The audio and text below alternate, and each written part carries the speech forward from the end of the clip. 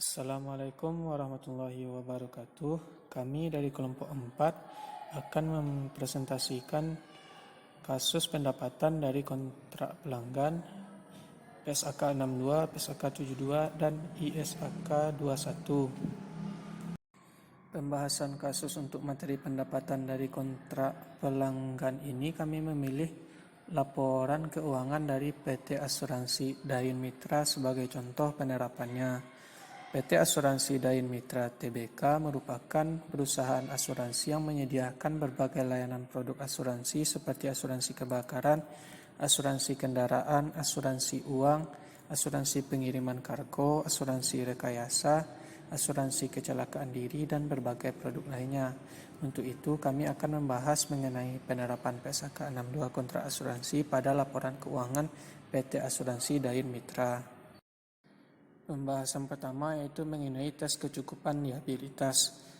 Pada catatan atas laporan keuangan 2C, pada laporan keuangan ini, tes kecukupan liabilitas pada setiap akhir tahun pelaporan, perusahaan menilai apakah liabilitas asuransi yang diakui dalam laporan posisi keuangan telah mencukupi dengan membandingkan jumlah tercatat tersebut dengan estimasi arus kas masa depan sesuai dengan kontrak asuransi dan diukur dengan menggunakan tingkat suku bunga masa kini. Jika perbandingan tersebut menunjukkan bahwa nilai tercatat atas liabilitas asuransi dikurangi dengan beban akuisisi tangguhan dan aset tak berwujud terkait lebih rendah dibandingkan dengan estimasi nilai kini atas arus kas masa depan, maka kekurangan tersebut diakui dalam laba rugi. Selanjutnya, pada catatan atas laporan keuangan 3B, tes kecukupan liabilitas sebagaimana diungkapkan dalam catatan 2J sebelumnya, perusahaan melakukan tes kecukupan liabilitas asuransinya. Beberapa asumsi harus digunakan dalam menentukan nilai kini tersebut. Asumsi-asumsi tersebut antara lain estimasi klaim yang akan terjadi, estimasi terbaik, dan margin atas kesalahan pengukuran. Pada tanggal 31 Desember 2018, hasil tes kecukupan liabilitas perusahaan menunjukkan liabilitas asuransi dicatat cukup. Tes atas kecukupan liabilitas asuransi perusahaan per 31 Desember 2018 dan 2017 dilakukan oleh aktuaris independen PT Daya Mandiri Dharma Konsilindo dalam laporannya masing-masing tertanggal 18 Maret 2019 dan 2 Februari 2018. Dari catatan tersebut bisa kita lihat bahwa perusahaan menerapkan PSAK 62 tentang tes kecukupan liabilitas dalam kebijakan akuntansi mereka.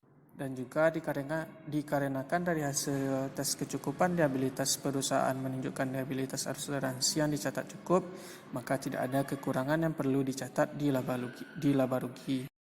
Selanjutnya yang akan kita bahas adalah penurunan nilai aset reasuransi. Pada catatan atas laporan keuangan nomor 2I, aset asuransi ditelaah untuk penurunan nilai pada setiap tanggal pelaporan atau lebih sering. Ketika sebuah indikasi penurunan nilai timbul selama tahun pelaporan, penurunan nilai terjadi ketika terdapat bukti objektif sebagai akibat dari suatu peristiwa yang terjadi setelah pengakuan awal aset asuransi bahwa perusahaan tidak dapat menerima seluruh jumlah terutang karena berdasarkan ketentuan kontrak, dan peristiwa tersebut memiliki dampak yang dapat diukur dengan handal yang akan mempengaruhi jumlah yang akan diterima oleh perusahaan dari asurador. Kerugian penurunan nilai dicatat dalam laba rugi. Dari catatan tersebut bisa kita lihat bahwa perusahaan menerapkan PSAK 62 tentang penurunan nilai aset reasuransi dalam kebijakan akuntansi mereka. Singkatnya, jika aset asuransi pemegang polis mengalami penurunan nilai, maka perusahaan mengurangi nilai tercatat dan mengakui rugi penurunan nilai pada laba rugi dengan syarat ada bukti objektif dan menimbulkan dampak yang dapat diukur secara andal. Selanjutnya, dalam catatan 231 pada slide tersebut merupakan rincian dari beban usaha yang merupakan komponen dari laporan laba rugi. Yang pada rinciannya terdapat cadangan kerugian penurunan nilai piutang yang terdiri dari cadangan kerugian penurunan nilai aset reasuransi dan premi asuransi. Selanjutnya akan dibahas oleh Kafaka. Selanjutnya yaitu pengungkapan penjelasan jumlah yang diakui. PSAK 62 paragraf 35 insuran mengungkapkan informasi yang mengidentifikasikan dan menjelaskan jumlah yang timbul dari kontrak asuransi.